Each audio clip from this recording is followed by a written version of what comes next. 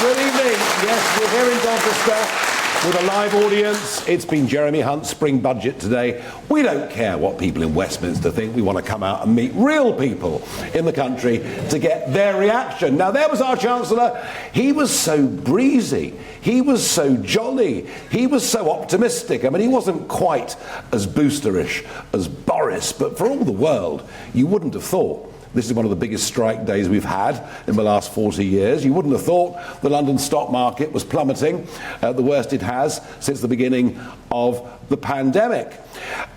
The big disappointment with the budget, I think, is that every single detail of it had been launched and leaked already. So we kind of knew what the content was going to be. He delivered it. But there was one thing I hadn't expected.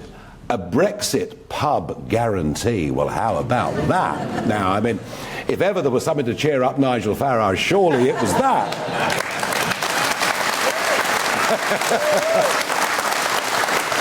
Well, the price of a pint may be a little bit cheaper in the pub. What they didn't tell you was that from the 1st of August, there are huge increases on bottles of wine, on spirits at home, and all the rest of it. What did I think overall? I don't think there was an ounce of radicalism in Jeremy Hunt's body.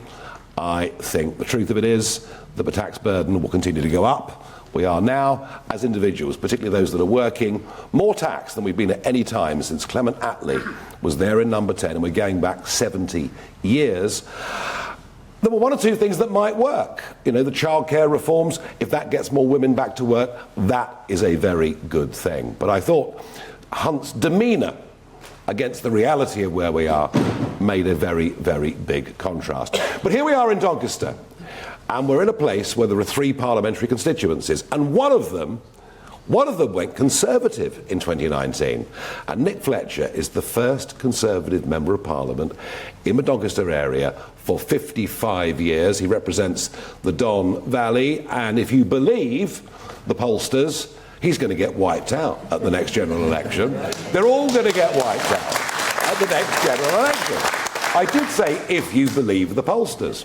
But what is for certain is that for Nick's future in politics and for the Conservative Party, the economy will be at the heart and centre of how we vote in the next general election, which will come up at some point in the last half of next year.